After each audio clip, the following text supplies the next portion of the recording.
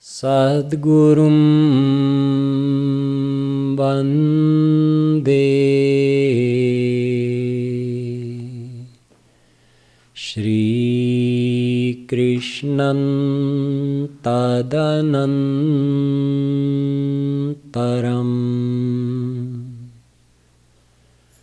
Guru Papatmanam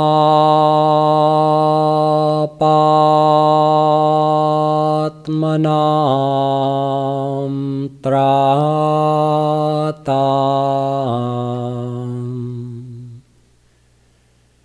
Shri Krishnastvamatmanam Kararvindena Padarvindam Mukharvinde Viniveshayantam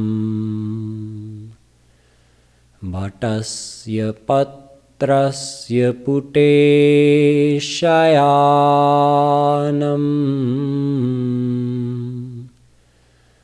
Balam mukundam manasa smarami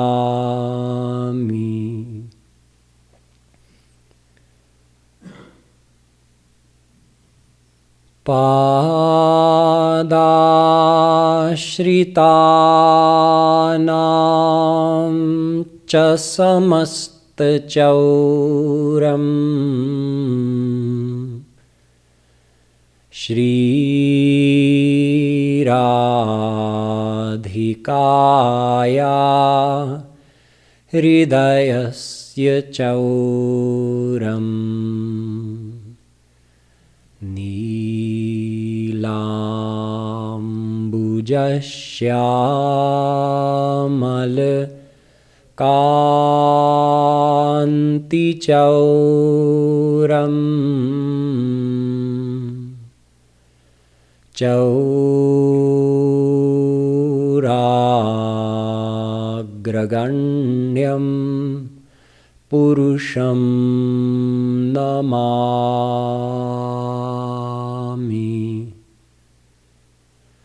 Aho Chitram Aho Chitram Vande Tat Prema Bandhanam Yad Baddham Muktidam Muktam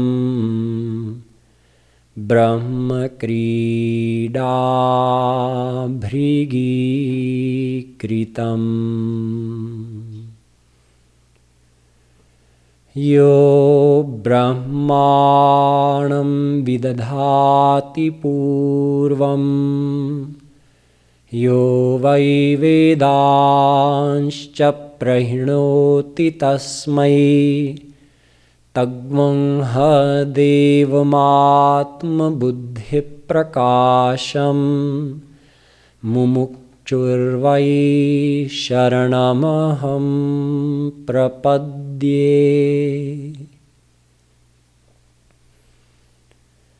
Dear devotees, we'll have a few minutes of chanting, and after that we'll continue with the 4th and 5th chapters of the Gita.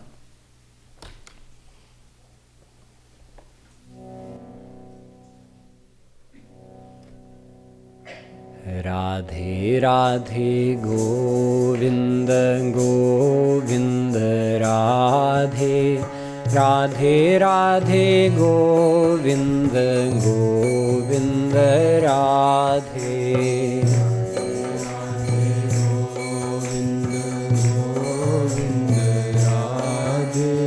Radhe Radhe Govinda Govinda Radhe Radhe Radhe Govinda Govinda Radhe Radhe Radhe Govinda Govinda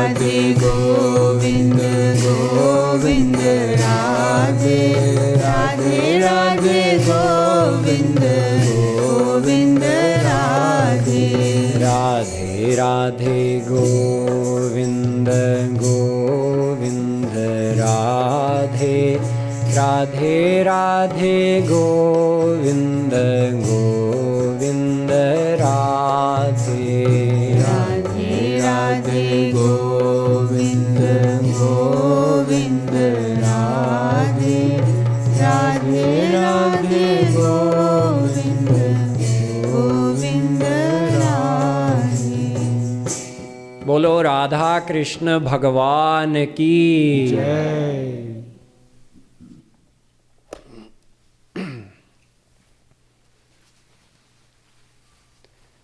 Yesterday I left you with a question after having told the story of Shri Krishna eating the soil and then Maya threatening him that, did you eat the soil? And out of fear his mouth opened and then she saw the whole universe within him, showing to all of us that even when Shri Krishna is taking avatar on this earth, he is still God. Even when he's playing the Leela of being a little baby, he's still God. He's still the supreme Lord of the whole entire universe. The question was that if he's God, then was he pretending to be afraid of his mother? Is he just pretending to be a little baby? Mostly, no, he's not pretending. He is God, so he does have to decide, okay, I'm going to become a little baby. In that way, it's a pre-planned thing. So you can say, is he acting? Well, he's acting as a little baby, yes. But once he becomes a little baby, and he's given himself to his mother, Mother Yashoda was a God-realized saint who received the boon of having God as her son. Once Shri Krishna gives himself like that, then he forgets about being God. Then it's no longer an act. Otherwise, if Mother Yashoda knew, oh, he's God and he's just pretending to be afraid of me when I scold him, he's just pretending to cry to get into my lap because he thinks I'll like it, he's just pretending to want me to feed him, he's pretending to be sleepy so I can put him to bed, then there would be no sweetness in it for her. The reason that she gets bliss from that is because he's not pretending and she doesn't think he's pretending. But how does God become like that? Supreme God, who's upholding the existence of the whole universe, is trembling before little Mother Yashoda, who's holding a thin little stick that would wave if it's so thin you move it in the air and it bends like that. That thin of a stick, and Krishna is cowering before her and crying so that even, his tears are running down his face. How could God really be that afraid? We get a little hint of this secret in the end of the 4th chapter. Or it's not actually the end, it's the 9th verse of the 4th chapter. I'm saving it till the end. Ye yatha mam prapadyante tas tathaiva bhajamyaham. He says that however a soul surrenders to him, he does bhakti to that soul the same way in return. He does bhajan. What does this mean practically? Well, we can surrender to him in one of 5 ways. With shant bhav, dasya bhav, sakhya bhav, vatsalya bhav, or madhurya bhav. These are 5 ways of relating yourself to God. Who do you get attached to? Someone you love, right? But why do you love the person? Because you feel you're related to them. In some way you feel that you belong to them and they are yours. And this feeling of belonging can be divided into 5 different categories. From the most distant to the closest. The most distant would be considering yourself to be someone's subject, and they're your king or queen. They're your ruler, and you're a subject in their kingdom. This is called Shant Bhav. Closer than this is if you consider yourself to be someone's servant, and they're your master. Also in this category would be like you're the child, and they're the mother, they're your parent, they're your mother or father. This is called Dasya Bhav. Closer than this is Sakhya Bhav, when you consider yourself to be someone's best friend, and they're your friend. Even closer than this is Vatsalya Bhav, when you consider yourself to be the parent, and they are your child. And the closest of all is Madhurya Bhav, when you consider someone to be your beloved, and you are their beloved. We have these types of relationships in the world, each one being closer and in fact including the sweetness of the previous one. The servant could also be a subject in the king's kingdom, right? But he or she is also serving the king or queen. So they're not only a subject, they're also a servant. So the servant is much closer than a common subject. A common subject doesn't get to enter the inner quarters of the king or queen, but the servant who cleans the king or queen's bedroom gets to walk right on in. So the servant is much closer. But they're also a subject, so it includes the sweetness of being the subject of a benevolent king or queen. The friend of the king is still a subject of the king, right? Sure. And may also serve the king or queen. Why not? A friend can act as a servant. A friend can be a subject. But can the servant be a friend? No. The servant cannot act as a friend to the king. Imagine if, the servant maybe cooks and cleans and maybe brings the king chai. Imagine after having made chai, the servant comes in and sits down on the couch next to the king. Hey, buddy, puts his arm around him, pours himself a cup of chai as well, says, hey, what happened today? Tell me about your day. That servant would be fired immediately. The servant can't behave the way a friend behaves, but the friend can do that. Beyond this, think of the king's mother. The king's mother can also act as a friend, talk on a one-to-one basis with her son or daughter. The mother or father may also act as a servant, meaning they can serve, they can do something for the king or queen. They are also a subject in the king's kingdom, but they have so much more freedom. There's no restriction for the mother in private. The mother can still scold the king, in fact. Even the friend cannot get away with that. The friend can joke with the king, the friend can tell stories with the king, but the friend cannot scold. The mother can scold. The mother can say, that was totally wrong. If you do that again, I'm going to punish you.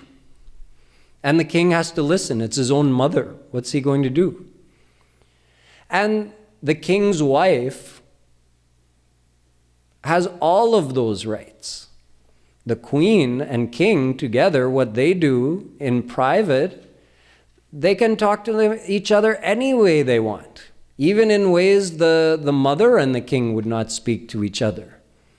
So you see, each one is included and taken to another level in each of these 5 relationships. Madhurya Bhav, the closest of all, includes the freedoms of Vatsalya Bhav, the parent-to-child relationship, and the freedoms of the friend-to-friend relationship, and the freedoms of the servant-to master relationship, as well as the feelings of subject. All of that included in one. When we love God, we will love God in one of these 5 ways as well. These are the 5 major categories of how you would feel related to anyone, be it a person in the world or to God. So we say, oh yes, I want to love God. But how do you love? You have to love Him in one of these 5 ways. This is why Shri Krishna says, however you surrender to me, whether you surrender to me with Shant Bhav, feeling yourself to be a subject in my kingdom, or Dasya Bhav, or Sakhya Bhav, or Vatsalya Bhav, or Madhurya Bhav, however you surrender to me, in other words, however you love me, I will love you the same way in return. That's His law, He says in the Gita. So Mother Yashoda is a saint, a soul who surrendered to God with Vatsalya Bhav, completely purified her heart. God came to her, Shri Krishna came to her and said, now you are my mother. You've surrendered to me with Vatsalya Bhav. So when He came as Shri Krishna, Mother Yashoda came as His mother. Then what happens is, there's a special power. You know, when you love someone in this world, the love is merely a thought in your mind. It's a feeling in your mind. It doesn't exist as any kind of external power. But in the divine world, prema shakti, prem, is an actual power of God. So you can have dasya prem, sakhya prem, vatsalya prem, madhurya prem, all these different styles or tastes of this divine bliss. And God also enjoys all those different styles of divine bliss. When He interacts with His God-realized saints, His parikar, the divine associates in His divine abode, they enjoy, let's say there's a Sakhya Bhav saint in Golok Dham with Shri Krishna. That saint enjoys Sakhya Ras from Shri Krishna. When he interacts with Him, as he gets to all day, every day in the divine world, he's enjoying Sakhya Ras. It's a particular type of divine bliss. Beyond that is Vatsalya Ras. Beyond that is Madhurya Ras. But as he's enjoying it, so is Shri Krishna. Shri Krishna is enjoying His own ras through the interaction with that saint. And what happens to both of them under the effect of this ras, they both forget their place. The place being, in reality, Krishna is the king and we are His subjects. That's the reality. We are not His friend. We are not His mother. We are not His beloved. No, the reality is He's God. We're insignificant souls. But that reality has no ras. All of your faces went like this. When I said that, you all went. There's no ras in that. There's no ras in reality, right? The ras is there when Shri Krishna forgets His position as God and we forget our position as souls. And this happens through His power. His prema shakti makes Him forget, and the souls who love Him in that way also forget. Back to the case of Mother Yashoda. Mother Yashoda is enjoying this Vatsalya Ras, that Shri Krishna, you know, when you have a loving child, you also get lost in the love of that child. Now imagine if your own child was Shri Krishna, the very form of divine bliss, you would be completely drowned. So Mother Yashoda was totally drowned in that Vatsalya Ras. So she forgets totally that Krishna is God. Just like the queen, not the queen, but what I mean is the mother of the king. Does the mother of the king actually think of her son as the king? No. When she sees him in public, okay, she realizes, she remembers, yes, he's the king. When they're in private, no, he's my son. That's it. He's my son. He's the king to the rest of the world, but he's my son. If she thinks of him as the king, then there's a restriction. Then there's that distance, that he's the king, I'm just a subject in his kingdom. So Mother Yashoda totally forgets that Shri Krishna is God. Not forget like in a way of ignorance, but just in the way that her mind is overwhelmed in loving feelings for Krishna. So all she's conscious of is that he's my son, and the rest just recedes into the background. And same thing with Shri Krishna, although he knows he's God, but that awareness of his being God recedes totally into the background and is completely washed over or drowned in the love of his mother, Yashoda. So that's why he's not actually pretending. When Yashoda Maiya is threatening him with that Santi, he's not pretending because he doesn't even remember he's God. He's trembling in front of her. No, mother, I didn't eat the dirt. The tears are real. When he's playing with his friends, he's not putting on some act that I want to, do some fun-loving leela. No, he's really playing with his friends the way you would play with your friends. This is how God performs these sweet leelas and why they're so attractive to us. Because we could also have that relationship with Shri Krishna according to our devotion. Whatever way of loving him we adopt, he gives us that same love in return, and we receive that status or that position in the divine world when we attain him. So this was one important point from the 4th chapter that was left out yesterday. Another one, this is the last shlok I'm going to share with you from the 4th chapter. This is near the end, the 34th shlok. Tadvidhi pranipatena pariprashnena sevaya upadekchanti te jnanam jnaninas tattvadarshinaha. This is the only shlok in the whole Gita which actually refers to the guru-disciple relationship. Although saints, the status of a saint is described at many places in the Gita. This is the one place where Shri Krishna makes it clear that no one can reach God without the help of a God-realized saint. He says, Jnaninaha tattva darshinaha, the qualification of a guru. He must be jnani, meaning knowing all the scriptures in totality, and tattva darshinaha. He must have seen God. Darshina, seen. Sometimes we just think, oh yeah, God realized, attaining God. But what does that mean practically? It means you have to perceive God with your own senses. See God, smell God, taste God, touch God, hear God. Then you've attained God. So we tend to rely more heavily on our eyesight. That's why we say darshina. See God, meet him face to face. Such a saint is of use to us souls in our quest to find God.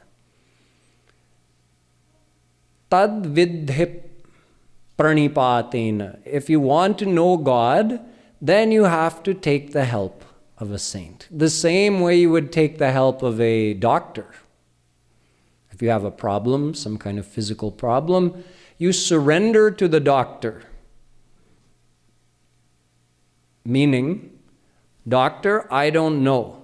You please tell me. You surrender your intellect to the doctor. And whatever you say, I'll do it. Then you get better. In the same way, we have to surrender to a saint. Just like you surrender to your mechanic when you take your car in for servicing. How many people can fix their own car nowadays, now that everything's computerized? You're all sharanagat to your mechanics. You don't fear it, you don't worry about it, it's just a fact of life. Okay, car needs fixing, I'll take it into the mechanic. Whatever he says, I get it done, then the car works better. It's the same way in the spiritual field. If we want to progress spiritually, we need the help of an expert, like the expert mechanic, the expert doctor. It's a field that we are not expert in, so we need expert guidance. This is where the God-realized saint is able to help us. The saint can clear our doubts, explain what is the actual path that we have to practically follow. And by associating with the saint, the true bliss of bhakti is revealed in our heart. Even to know the Gita, you need the help of a God-realized saint. I haven't explained to you, and nor will I ever, any verse which I tried to interpret on my own. Everything I've explained to you is because I heard it explained by Jagadguru Shri Kripaluji Maharaj, because I am not qualified to interpret the Gita on my own. Only a God-realized saint is. When people ask me, can you recommend a good translation of the Gita? I say, no, I can't. Because no one is meant to study the Gita or any other scripture on their own. No scripture is produced for that reason, that anyone should go and study it on their own. The scriptures are meant to be learned with the help of a God-realized saint. So I tell people, you want to read Gita, you may be inspired or impressed. The first time I read Gita, I was impressed. I didn't understand anything, but I was impressed. You want to understand the philosophy of the Gita, you have to learn it from a God-realized saint. So I tell people, read Prem Ras Siddhant. This is the main book of Jagadguru Shri Kripaluji Maharaj. In there he's quoted almost 200 shlokas of the Gita out of 700. You can say the essence of the Gita is there. Plus he's quoted from all the other main scriptures. It's presented in a very systematic way, covering all the main topics of spirituality and Hinduism. So the philosophy of the Gita is explained there in this book, Prem Ras Siddhant by Shri Kripaluji Maharaj, but not a chapter by chapter and verse by verse explanation, because that is not going to help you understand the philosophy of the Gita. You need to get a more general understanding of the total philosophy, and then you can understand how the Gita fits into that. The Gita does not stand alone. The Gita is part of a large, interconnected, totally coordinated system of knowledge of Sanatan Dharma, held up by the foundation of Ved and Upanishads and crowned by the knowledge of the Bhagavatam and the teachings of the Rasik saints, the Rasik Varni. So Gita can't be understood in a vacuum, which is why we need the help of saints, true God-realized saints. So I never recommend people to just go and read Gita. It's not going to help you understand the philosophy just by reading it. You have to have it presented to you in a way that puts it in the proper context and tells you the practical applications of that in your life, which is what Prem Ras Siddhant does. It's available, by the way, just 2 doors down here in our bookstore. So that's my best recommendation I can give to you, since this series is ending tomorrow. If you want to learn more about the Gita in a real way, then study Prem Ras Siddhant. So Shri Krishna says, you can't know God without the help of a God-realized saint, and you can't know the Gita without the help of a God-realized saint. How you find such a saint, how you associate with that saint, these are matters that have to be understood, and we can take those up some other time, or we can talk about it afterwards if you have questions about that. Shri Krishna only says this much in this chapter, that we do have to surrender to a God-realized saint. We need the help of a God-realized saint to understand spiritual teachings. And through that association, the divine association, we are able to progress on the path. This is where I will end the philosophy of the 4th chapter. In the 5th chapter, we find mostly a review of what Sri Krishna has already taught so far. Arjun begins by asking a question, which is also pretty much review. He says, what is better, karma yoga or karma sannyas?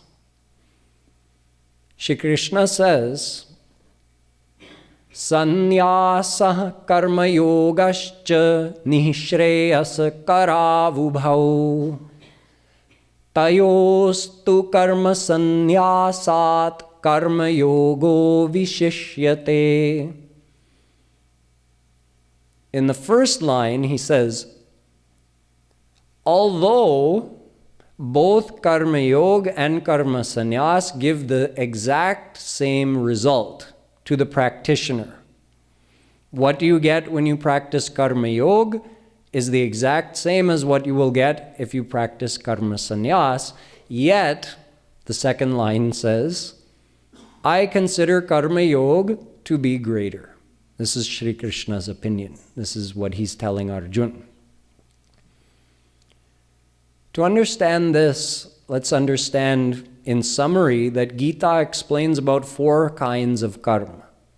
Karma, vikarma, karma yoga, karma sannyas.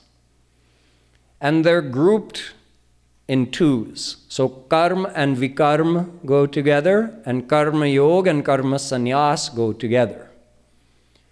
Karma and vikarma we learned about in the 2nd chapter, when Shri Krishna explained that if you do good karma, which is according to the Dham explained in the Vedas, then you're rewarded, and if you do bad karma, you're punished. This is karma and vikarma. Karma means doing good actions, following your duties, performing all of your responsibilities. And vikarma means the opposite of that. Harming others, harming yourself, ignoring your duties, ignoring your responsibilities, being bad to others. That's vikarma. What is karma yoga? We learned that karma yoga means doing the good actions, but with the mind attached in God. And karma sannyas means being away from all worldly involvements, but having the mind attached to God. Understand the difference first between a karmi and a karma yogi. This is review, but it's important to understand.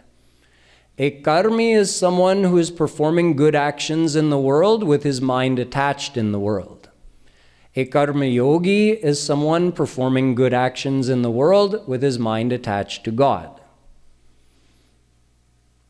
Put another way, it means the karmi has hope of finding happiness from this world. That's why his mind is attached in the world. And the karma yogi wants to attain God. He has hope of finding happiness from God. That's why his mind is attached to God. But both are physically performing the same actions, looking after their family, doing a good job at work, being a good person in the society. Both the karmi and the karma yogi are physically doing the same thing. But mentally they're in totally different places. The karmi is an ajnani because he believes himself to be the body. Thus he believes his happiness can only come from this world. Thus he's attached in the world. But he's doing good actions. He's doing that much, but he's still an ajnani because he doesn't believe himself to be the soul. The karma yogi believes himself to be the soul, thus he knows he's related to God and that his happiness will only come from God. So his mind is in God, but he knows he has to live in the world. So he also does the same good actions that the karmi is doing. No difference. But their minds are in totally different places. Thus they're going to attain totally different things.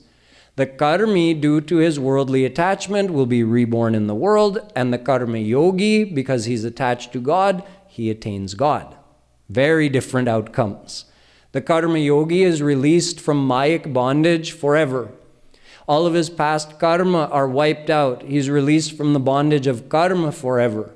He's released from the bondage of birth and death forever. He receives divine bliss, divine knowledge, entrance to the divine abode. The karma yogi gets all of that, and the karmi gets another birth. Same as we've always had, under the bondage of Maya, bound by uncountable past karma, bound by birth and death. Very different outcomes, even though the physical actions are exactly the same. So it's where our mental attachment is that counts. The vikarmi, he's doing bad actions and his mind is attached in the world. He just thinks that I'll get my happiness by breaking rules, by causing harm to others, by just doing whatever I want. But he also believes he'll get happiness from this world. So he's also ajnani. He believes himself to be the body. Both the karmi and the vikarmi remain under the bondage of Maya. So in that way, they're both the same. Although it's better to be a karmi than a vikarmi. The vikarmi is going in the wrong direction. He's polluting his mind more and more. Now what about the karma sannyasi? The sannyasi is away from all worldly involvement. No family, no work, no involvement in the society.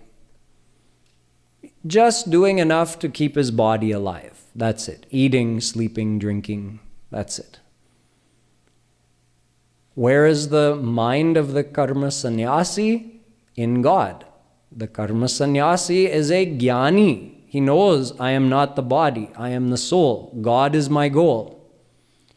That means the karma sannyasi and karma yogi are equal. From inside, they're both exactly the same. They both have the same goal, and they both attain God. That's why Shri Krishna said, Nishreyasa karav ubhav. Ubhav, dono, both. Both give you nishreyas. Both give you God realization. Both karma yoga and karma sannyas. Then why is karma yoga considered to be greater than karma sannyas? Because of the external perception. The vikarmi and the karma sannyasi externally may be very similar. Both are ignoring involvement in the society. But the karma sannyasi is doing it so that he can have his mind attached to God more. The vikarmi is doing it just because he wants to enjoy the world more. So it's totally different. The vikarmi is going to go to narak.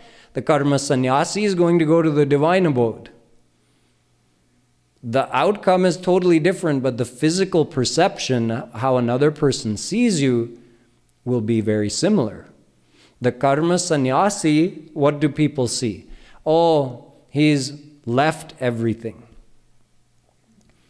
So someone may see that, I also don't like to do my duty. I also don't like to be involved in society or do any work. I'm also taking sannyas. That becomes a sin. That becomes pap. Because that person's mind is not attached to God. He's not doing that as a means of reaching God. He's doing it out of laziness or out of selfishness. So if someone simply physically imitates the karma sannyasi, he becomes a bad person. If someone physically imitates the karma yogi, even not knowing that the karma yogi has his mind attached to God, what is he going to imitate? His physical actions. And the physical actions of the karma yogi are good. He's doing his duty, he's performing good actions in society. So people who physically observe the actions of a karma yogi are also going to become good if they imitate those actions. But the people who physically observe the actions of a karma sannyasi, if they just imitate the physical actions, they will become bad. This is why Shri Krishna says karma yoga is better than karma sannyas, even though both give the exact same outcome.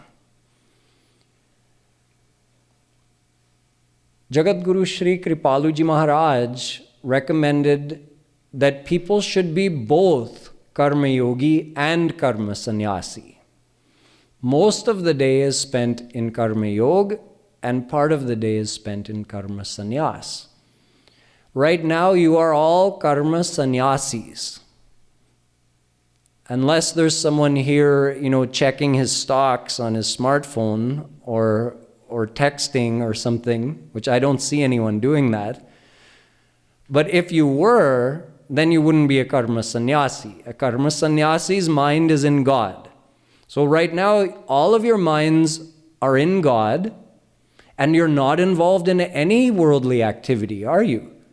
Someone sitting here may be a mother, someone sitting here may be a father, but you're thinking of God. You're not being a mother right now, right? Your child may also be sitting here, your child may be doing some other activity, but your mind is in God. So right now you're a karma sannyasi. Parents are looking around, where are my kids? You're a karma sannyasi. When you come to the mandir, you forget about the world, you only think of God, you're doing karma sannyas. So Shri Kripaluji Maharaj said we should do karma sannyas every day. It doesn't have to be in the mandir, it can be in your own house. But you take some time where you cease all worldly activities other than breathing, and you sit and remember God. However you do it, maybe you sit and meditate on Shri Krishna and chant some kirtan, which is the recommended way to do it in Kali Yuga. It's the easiest and best way for the people of Kali Yuga to attach their mind to God, is by doing kirtan. But you may have another way that works for you. The point is, your mind has to be in God, and while your mind is in God, cease all worldly activities and try to wholeheartedly remember Shri Krishna. This is karma sannyas. This should be practiced for some time every day. And then the rest of your day, you make the effort to be a karma yogi. You keep your mind in God, but you're involved in your worldly activities. Whether it's in the office or at your business or at home, wherever you may be, at school, you keep your mind in God, knowing that you're related to Him and He's your goal, but you're doing your physical duties. Both complement each other. If you just try to do karma yoga and never practice karma sannyas, it's easy for that connection you feel to God to become weaker. What you do when you cease all worldly activities and only think of God is you're strengthening that connection with Him. In an intense way, you're remembering Him for that time. That develops your attachment to Him more quickly and improves your ability to remember Him throughout the rest of the day. So by doing karma sannyas, you're improving your ability to practice karma yoga. And by practicing karma yoga, you extend the benefit of what you got during your karma sannyas time. You take it. You don't want the feeling when you sit and do karma sannyas and you're remembering God, you get that peace. You get some bhakti ras. So you don't want to just cut that off and go back in the world and then forget about God until the next day when you do karma sannyas. You want to let that carry out over the rest of the day. Extend that feeling. So by doing karma yoga, somewhat you're able to extend that feeling throughout the rest of the day. This also improves. The more you practice both karma sannyas and karma yoga, you're able to maintain that feeling at a higher level throughout the whole day. Thus, you understand, in summary, what is karma yoga, what is karma sannyas, what is karma, what is vikarma. We should all try to practice karma yoga and karma sannyas every day. One last question was left out from yesterday, which is that in the Gita, Shri Krishna keeps talking about attaching our mind to Him. But the scientific problem here is that He is beyond Maya and our mind is under Maya. How can a Mayic mind think of anything divine? It can't. When you get a divine mind, dadami buddhi yogam tam yena mamupayanti te. Krishna says, when I give you a divine mind, then you can know me. When I give you divine eyes, then you can see me for real. We have a material mind. How can we know divine God? We can't. We can't even think of him. Whatever we can think of would only be material. Whatever meditation we would do would only be material. But he keeps telling us to attach our mind to him. This is possible only through his grace. The link doesn't actually come from our side.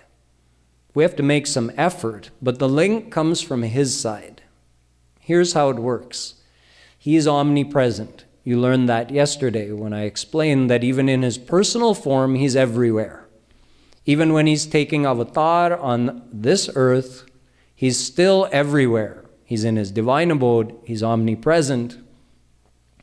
And he is everywhere in his personal form, not only as a formless divine power, but actually in his personal form as Sakar Brahm. He is everywhere. It means he's always with us. He's always within us. He's even within our own mind. All we need is to try to connect with him. The connecting force is our faith that he is here with me, which is a fact, is it not? Yes, it is a fact. He is here. So you just need to think, yes, he's here. I believe it. He's here right now with me. That act of thinking that creates a connection between you and him. Yet it's a connection you would think, again, it shouldn't be possible, right? Because you can't bridge from your material mind. How can you have a bridge to the divine? It's possible because he makes it possible. He says, oh, this soul is trying to think of me, and he graces that soul. If he's omnipresent, his kripa is also omnipresent. But in order to experience that kripa, that grace, we need to have faith. Meditating on God is an act of faith. When you close your eyes and think, Shri Krishna is right here in front of me, and you start imagining what his eyes look like, what his face looks like, how his peacock feather is attached to his crown, what his hair, how he has black locks of hair falling on his face. When you're thinking of that, that is an act of faith. And he rewards you for that. He knows no soul can correctly imagine me. No soul can see me until they become God-realized. But how will they become God-realized? They have to think of me. They have to attach their mind to me. So he gives us the result of our effort. He says, oh, this soul is trying to think of me, and he graces us. And that grace flows into our heart, into our antahakaran, and purifies it, and gives us a feeling of peace as well, and joy, in that we actually feel his closeness with us. This is the process of doing devotion to God. It's an internal process. It may be aided by physical things like kirtan and puja, etc. But the actual process of bhakti happens in here when we do that act of faith, of trying to think of God with the belief that he is here with us. So that's how we bridge that gap, our faith and his grace. Our faith becomes the means of receiving his grace, but his grace is always, you can say he's waiting to grace us. But the grace can only be received into an open heart. If it's pouring rain outside and you want to collect rainwater and you go out with a bucket, but you turn the bucket upside down on the ground, then don't blame the clouds that you didn't receive any rainwater. The bucket's upside down. When we don't have faith in Shri Krishna, our bucket is upside down. Our heart is closed to him. He's showering grace on us. He's omnipresent. He's waiting for us with open arms. We have to open our heart to him. And that is also a process. So whatever amount of faith we have, we just try to meditate using that much faith, that he is with me, he's looking at me right now. And that process it's like the snowball effect. The more you do it,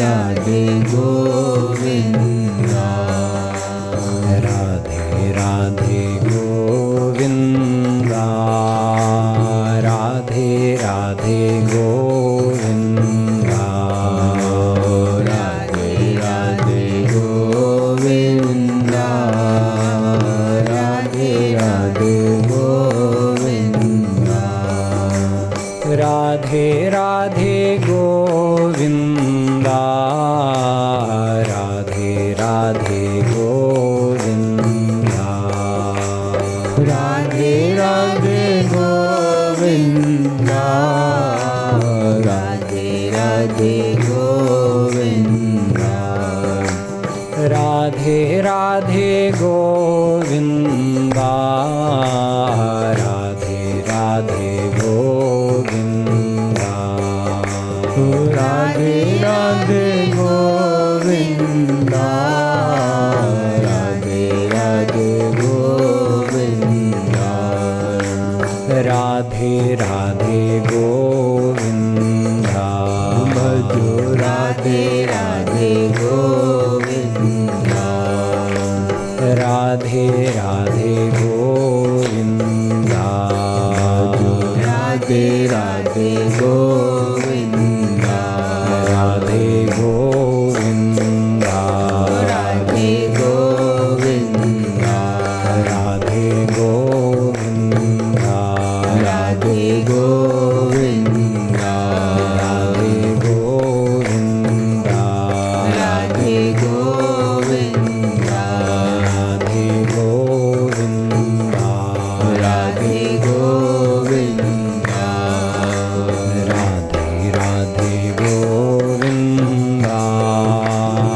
Radhe Radhe Govinda Radhe Radhe Govinda Radhe Radhe Govinda Radhe Radhe Govinda Radhe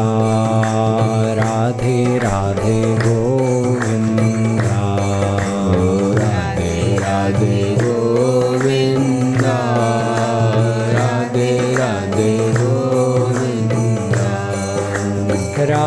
Radhe Govinda Radhe Radhe Govinda Radhe Radhe Govinda Radhe Radhe Govinda Radhe Radhe Govinda Radhe Radhe Govinda Radhe Radhe Govinda Radhe Radhe Govinda Radhe Radhe Govinda जो राधे राधे गोविंदा जो राधे राधे गोविंदा जो राधे राधे गोविंदा जो Radhe Radhe Govinda Radhe Govinda Radhe Govinda Radhe Govinda Radhe Govinda Radhe Govinda Radhe Govinda Radhe Govinda Radhe Govinda Radhe Radhe Govinda Radhe Radhe Govinda Radhe Radhe Govinda Radhe Radhe Govinda Radhe Radhe Govinda Radhe Radhe Govinda Radhe Radhe Govinda Radhe Radhe Govinda Radhe Radhe Govinda Radhe Radhe Govinda Radhe Radhe Govinda Radhe Radhe Govinda Radhe Radhe Govinda Radhe Radhe Govinda Radhe Radhe Govinda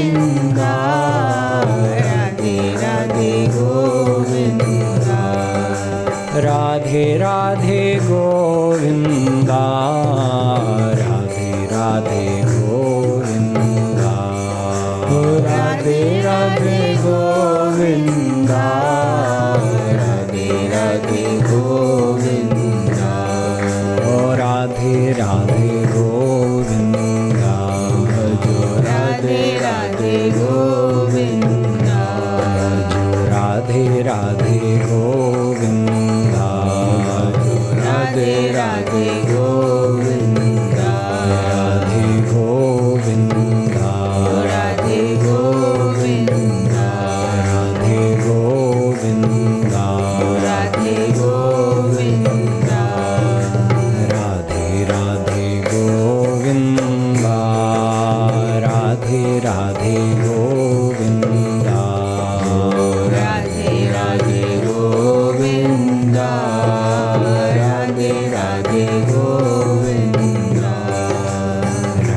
Radhe Radhe Govinda, Radhe Radhe Govinda, Radhe Radhe Govinda, Radhe Radhe Govinda. अलबेली सरकार की जय। श्रीमद सद्गुरु सरकार की जय। जय जय श्री राधे, जय जय श्री राधे, जय जय Shri Radhe. Tomorrow's program will be from 11 till 12:30, followed by Prashad lunch. So please come and join us for that tomorrow morning, again from 11 till 12:30. I also want to mention that all of these speeches are available on YouTube. I've given this series previously in other cities. So in fact, all 18 chapters are available if you want to watch them. Tomorrow I'll be concluding with the 6th chapter, and I'll continue further ahead next time I come, which we don't know when that will be right yet. But if you just go on YouTube, you can either go on the main YouTube page and just put in my name, Swami Nikhilanand, and Gita, and all of them should come up. Or if you want to see the whole playlist, you go to Radha Madhav Dham's YouTube channel. It's youtube.com/Radha Madhav Dham, and click on playlists, and you'll see all the different playlists. Some of Kripaluji Maharaj's speeches are there. There's Kirtan there. So you'll see a playlist of Essence of Gita by Swami Nikhilanand. So you can watch all 18 speeches.